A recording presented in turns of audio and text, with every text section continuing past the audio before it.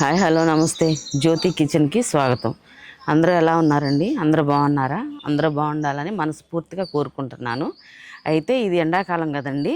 ఎండాకాలము పచ్చళ్ళు, కారాలు, వడియాల సీజను. అయితే బాగా ఎండలు కూడా ముదిరిపోతుంది. మార్చి ఎండింగ్కి వచ్చేసింది. మొన్న మనం ఒక కూర కారం వీడియో చేశాం కదా, అంటే సంబార్ కారం అండి. దాని గురించి చాలామంది చాలా డౌట్స్ అడుగుతున్నారు. వాటి గురించి చెప్పాలని చెప్పానని నేను ఈ వీడియో తీస్తున్నానండి. అయితే ఈ కూర కారం గురించి మీకు ఫుల్ క్లారిటీగా ఇందులో నేను ఏం చేశానో ఎట్లా చేశానో అనే విషయాన్ని మీకు చెప్తాను. ఈ కారాలైనా పచ్చళ్ళైనా బొడియాలైనా కూడాను మంచి ఎండల్లో చేసుకుంటేనే సంవత్సరం మొత్తం నిల్వ ఉంటాయండి. లేదంటే కనుక మనం చలికాలం కానీ లేదా వర్షాకాలం కానీ ఈ చేసుకుంటే నిల్వ అనేవి ఉండవు. పైపెచ్చు ఈ ఎండుమిరపకాయలు ఎండాలన్నా కూడాను, పచ్చళ్ళు నిల్వ ఉండాలన్నా కూడాను మనకు మంచి ఎండల్లో చేసుకుంటేనే చాలా మంచిది. అయితే ముందుగా కారం తీసుకునేటప్పుడు, కారం చేసేటప్పుడు మనము ఎండుమిరపకాయలు మంచి ఎండుమిరపకాయలు తీసుకోవాలండి. అంటే నాసి రకం ఎండుమిరపకాయలు కాకుండా మంచి క్వాలిటీ అయిన కాయలు తీసుకోవాలి. అయితే నేను గుంటూరు మిర్చినే తీసుకున్నానని చెప్పాను కదా. నేను గుంటూరు మిర్చినే ఎప్పుడు కూడా తీసుకుంటాను. మంచి రంగు ఉంటుంది, మంచి టేస్ట్ కూడా ఉంటుందండి. అయితే ఇవి తీసుకొని చక్కగా తొడియాలని, అంటే 1-2 రోజుల ముందు ఎండబెట్టుకొని తర్వాత తొడియాలని తీసేసుకోవాలి. తీసేసుకున్న తర్వాత మజ్జిగ 2గా విరగదీసుకొని మళ్ళీ ఎండలో ఒక రోజు పెట్టుకొని అప్పుడు మనము పొయ్యి మీద చక్కగా బాండీ పెట్టేసి ఎండుమిరపకాయలు మొత్తం వేయించుకోవాలి. అయితే నేను ఇందులోకి దినుసులు, ధనియాలు, మెంతులు, జీలకర్ర మాత్రమే వేసానండి. అంటే ఆవాలైతే నేను వేయనండి అసలు. తర్వాత పసుపు వేసాను, ఆముదం కూడా వేసాను. అయితే ఇప్పుడు ఆవాలు ఎందుకు వేయమంటే మెంతులు వేస్తున్నాం కదండి, అందుకని చెప్పని నేనైతే ఆవాలు వేయను. ఆవాలు వేసినా ఇవన్నీ ఎక్కువ దినుసులు వేసినా కూడాను కారం అనేది తెల్లగా అయిపోయిద్ది, టేస్ట్ అనేది కూడా మారిపోయిద్ది. నేను ఉప్పు కూడా వేయనండి. ఉప్పు వేసినా కూడాను టేస్ట్ అనేది మారిపోయిద్ది. ఉప్పు వేసుకునే వాళ్ళు వేసుకుంటారు, కానీ నేను ఎప్పుడు కూడా ఉప్పు వేయను. స్వచ్ఛంగా చక్కగా ఎండుమిర్చే ఎక్కువ ఉంటుంది. మనం కూరల్లో కారం కాబట్టి మంచి టేస్ట్ రావాలంటే ఎక్కువగా ఎండుమిరపకాయలు ఎక్కువ ఉండాలి క్వాంటిటీ అనేది.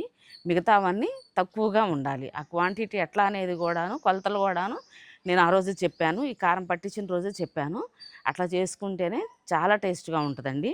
అయితే ఇవన్నీ వేయించుకున్న తర్వాత మళ్ళీ ఒకసారి చక్కగా ఎండలో ఎండబోసుకొని తీసుకెళ్ళిపోయి మొత్తం మిల్లుకి తీసుకెళ్ళాలండి. మరక తీసుకెళ్ళిన తర్వాత మొత్తం కలిపేసేసి వేస్తారు. అంటే ఎండుమిరపకాయలు, అందులో వచ్చిన విత్తనాలు కానీ, ధనియాలు, మెంతులు, తర్వాత జీలకర్ర మొత్తం కలిపేసి వాళ్ళు పౌడర్లాగా చేసేస్తారండి మిల్లులో. ఆ పౌడర్లాగా చేసిన తర్వాత పసుపు అనేది ఇది మొత్తం పౌడర్లాగా అయిన తర్వాత పసుపు తర్వాత కలుపుతారండి. చిన్నులపాయలు కూడాను పసుపు వేసిన తర్వాత చిన్నులపాయలు కూడా వాళ్ళే కలిపేస్తారు.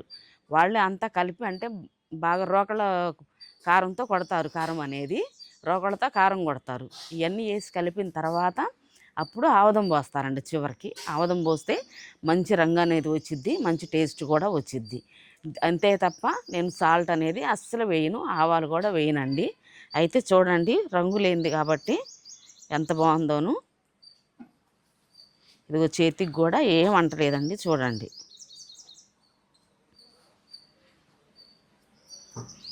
ఇదిగోండి, రంగు ఏదన్నా ఉంటే కనుక చేతికి ఎర్రగా అనేది వచ్చేసిద్ది. మనం రంగు ఇంగు ఏమి వేయం కాబట్టి స్వచ్ఛంగా మంచిగా పట్టించుకుంటున్నాం కాబట్టి కారం అనేది మంచిగా చాలా టేస్ట్గానే ఉంటుందండి.